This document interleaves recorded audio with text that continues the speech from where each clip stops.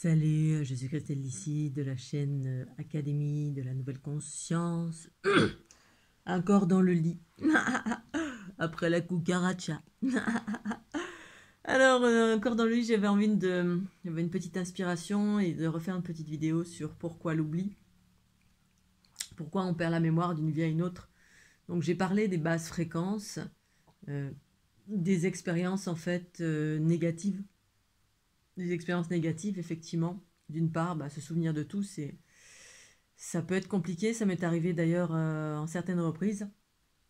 Avoir des remontées en fait d'expériences négatives suite à...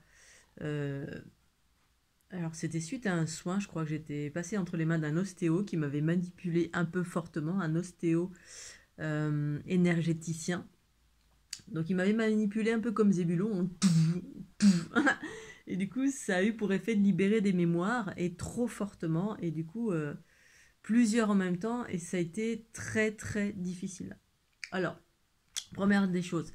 Deuxième des choses, lorsqu'on décède, on passe sur un plan de conscience plus éthéré, donc qui vibre plus vite.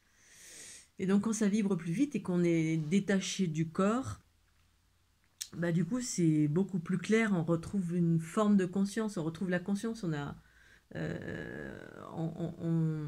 on voit plus clair. C'est ça en fait l'intérêt de retrouver la pleine conscience dans le corps, parce que du coup ça permet au corps de monter en fréquence, et quand on monte en fréquence, eh bien tout est plus clair, c'est-à-dire tout est plus simple, tout est plus clair, il y a la science infuse selon le degré de conscience qu'on va intégrer. Mais tout ça pour vous dire que quand on descend dans la densité, dans un premier temps, eh bien, on passe d'un plan très rapide, un plan très fréquentiel et rapide, à un plan très dense. Et quand c'est très dense, eh bien, on voit plus rien, on se souvient de plus rien. Et plus rien parce que la densité, ça obstrue la lumière, le champ informationnel, l'aspect de la conscience qui, quand elle est dénuée du corps, eh bien, cette conscience, elle est, selon d'où on vient, bien évidemment, hein, si on évolue dans un plan astral et au-delà d'un plan astral, c'est-à-dire dans un plan unifié, on a une conscience très élaborée, mais à mon sens, beaucoup plus élaborée quand on est dans un plan unifié. C'est-à-dire qu'il y a différents paliers de conscience. Mais dès lors où on s'incarne dans un corps, en fait, hop, on est obstrué. Alors pourquoi ? Parce que le corps vibre moins vite. C'est la raison pour laquelle dans le processus d'unité, eh bien, l'unité, c'est que la conscience doit s'unir au corps, et dans cette unité, ça fait monter les fréquences du corps, et du coup, il y a tout qui s'éclaire, il y a tout qui se révèle. C'est-à-dire, on se révèle en qualité de conscience dans un corps, grâce au fait que le corps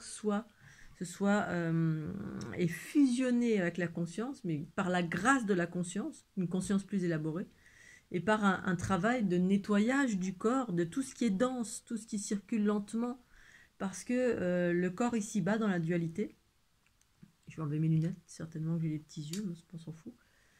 Dans la densité, dans la dualité, les formes sont empreintes de basse fréquence, bien sûr, hein, de par le bagage karmique, de par les influences diverses et variées, parce qu'on est dans un monde chaotique d'une façon générale, hein, chaotique parce que séparer la dualité, c'est la séparation entre la conscience universelle et le corps physique. Donc c'est la séparation, c'est la conscience universelle, c'est l'amour. L'amour, c'est l'amour, le partage, la compassion, l'information, clairvoyance, clairaudience, clairsentience, mais à partir de cette conscience universelle. Et en fait, imaginez quand vous avez un supramental, vous avez une espèce de connaissance illimitée sur plein de choses. Imaginez, vous avez un dysfonctionnement au niveau du corps physique, quelque part, vous avez une conscience suffisamment élaborée pour interagir à partir de l'intérieur. C'est-à-dire, vous savez ce qu'il faut faire pour, je sais pas, imaginer, vous êtes en train de vous rendre compte que vous allez avoir un AVC. Vous savez ce qu'il faut faire à partir de l'intérieur, et en même temps, quand on vit à partir d'une conscience universelle, on se maintient en équilibre, donc du coup on tombe pas malade, on a un processus de régénération qui se met en place.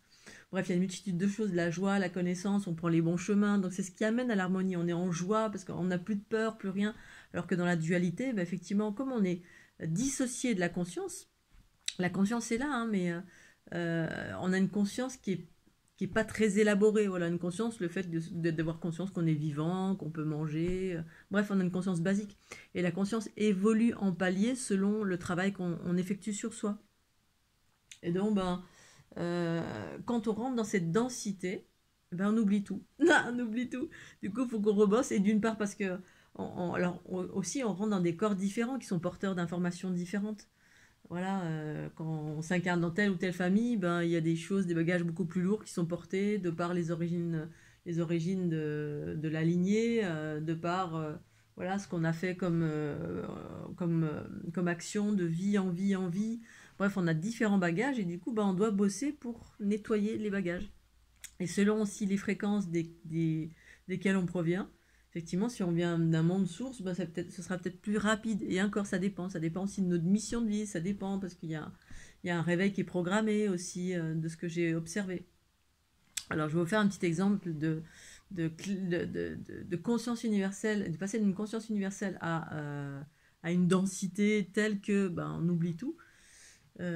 Avant mon burn-out, donc pour moi, ma Kundalini s'est activée en 2012, donc pour moi, ça a été vraiment une montée fréquentielle extraordinaire au point que, voilà, je vais vous répéter rapidement pour celles et ceux qui ne me connaissent pas.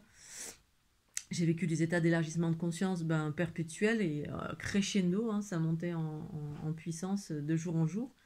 De la régénérescence de par mon corps, parce que j'ai senti mes os qui se mettaient en place en 2012 quand j'avais ces pratiques de mouvements spontanés. Donc c'est pour ça que j'évoque le fait de pratiquer des mouvements spontanés tous les jours pour celles et ceux qui les ont déjà activés ou pour celles et ceux qui utilisent la fleur de l'unité, pratiquer tous les jours parce que ça amène à quelque chose en fait. C'est pas juste des petits mouvements comme ça sert à quelque chose en fait. C'est des équilibrages qui se produisent dans le corps. Bref, clairvoyance, clairaudience, clairsentience, une vitalité de dingue, plus aucune peur de rien. Donc jusqu'au créer ma réalité à chaque instant de ce qui me faisait plaisir, voilà, de partir là, de voyager là. Je voulais une maison comme ci, un camion comme ça, bref. Tout était extraordinaire, léger, vitalité, joie à chaque instant, grâce, sentiment d'amour, sentiment amoureux pour tout, pour la création, pour tout, les arbres, les chiens, les chats, les Scooby-Doo. Entrecoupé de micro-orgasmes quand j'étais en célébration, en union-fusion avec certaines choses, soit des gens, soit un chien, soit une fleur, soit une rivière. Bref, extraordinaire. Et puis il y a 2 ans, j'ai vécu un burn-out à partir du Covid. J'ai attrapé le Covid, ça m'a enlevé toutes mes défenses magnétiques. J'ai quasiment plus de défenses magnétiques. Du coup, je captais tout ce que en temps normal je filtrais, parce que je savais même pas que je filtrais en fait, mais vraisemblablement on a un champ magnétique qui permet de protéger en fait, moi pour ma part, des pensées en fait, des pensées des autres. Parce que moi, les pensées, tout ce qui est informationnel et négatif, ça se révèle dans mon corps comme étant une souffrance physique, en fait. Je suis hyper empathe, kinesthésique, et bien d'autres. Et puis télépathie tout court. Et du coup, ça s'est mis à s'ouvrir en grand. Je me suis mis à absorber, donc à absorber d'une façon complètement exponentielle, enfin hyper forte.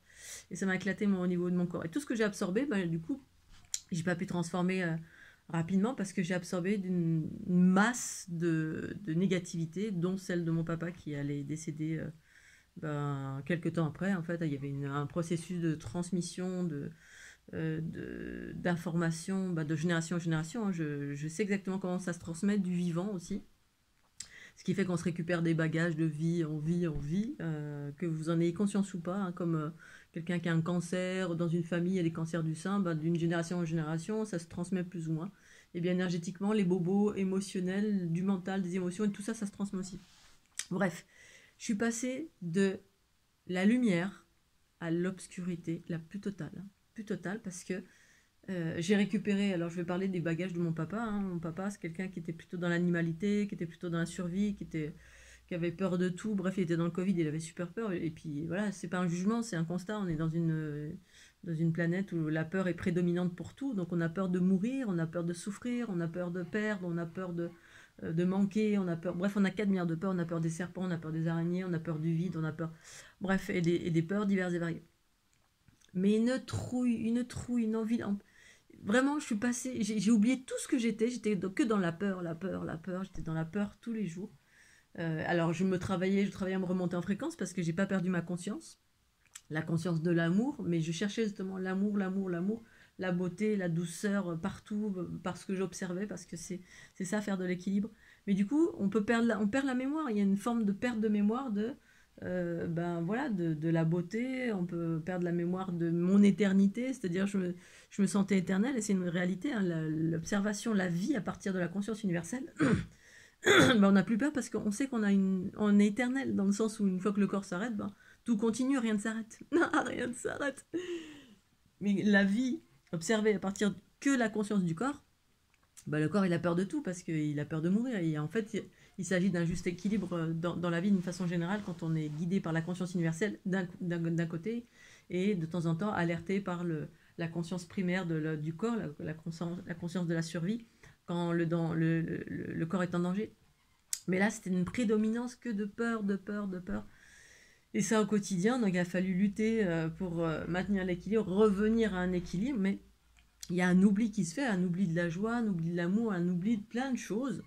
Voilà, et on vit à partir de la peur. Et alors, c'est un cas extrême, bien évidemment, mais c'est un peu ça, quand on s'incarne, progressivement on descend dans la densité, la conscience est obstruée, en fait, non pas qu'elle n'existe plus, mais elle est obstruée par toutes les peurs que contiennent le corps physique. Et cette densité.